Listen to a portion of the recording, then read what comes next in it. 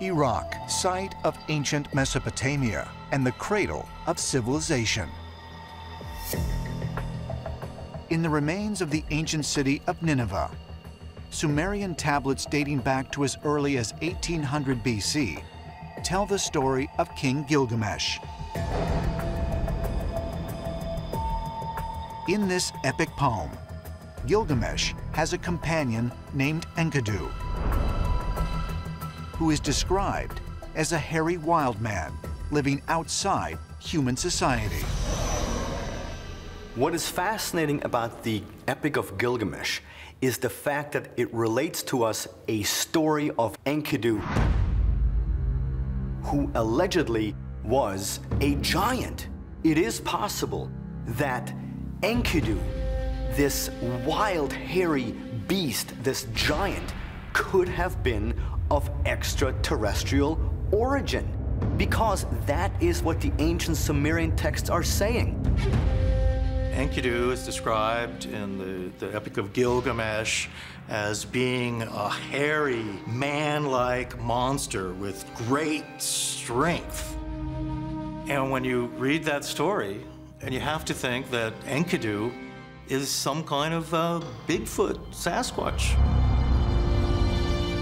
This is the actual first fashioned being by the gods, where they put their genetic marker on it to make a new being that would be their slave. And they called this being the Enkidu.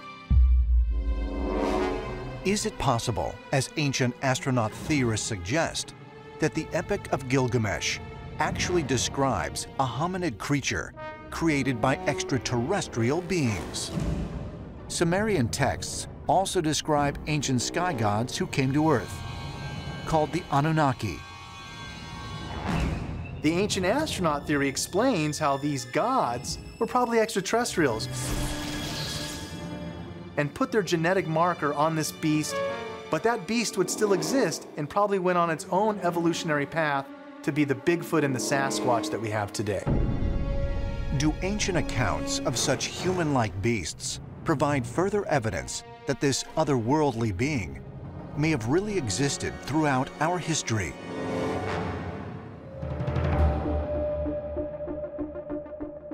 Some believe the giant in the Old Testament story of David and Goliath may also be an early representation of Bigfoot. If you think about the story of David and Goliath from the Bible, Goliath is huge and he's big and he's hairy, but he doesn't live on the edge of civilization or avoid people. He's really being used as a weapon, almost, a weapon of terror against the Israelites. When you start reading the Bible in more detail and descriptions of these giants, there were various other big creatures in our ancestors' world which we no longer are aware of, and Bigfoot might just be one category which somehow has been able to survive. Whether or not Goliath is a Bigfoot, they definitely sit within the same category of a creature which clearly is not human, but clearly is also present here, and which is taller than our ancestors were. My question is, what is the truth behind this particular story?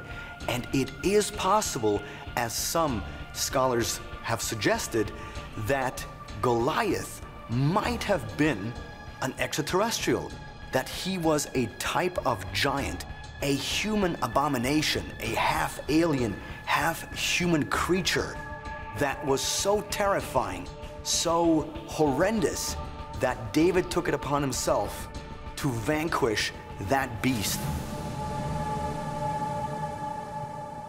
All cultures across the world, whether it's South America, Native American Indians, Europe, Russia, China, Tibet, Australia, all these nations have legends and tales of giant, hairy wild men. Now, you know, people say, well, legends are just legends. But when you have cultures and countries separated by oceans, all talking about very similar things, to me, this does suggest that in times past, these things were very, very prevalent and widespread across the world.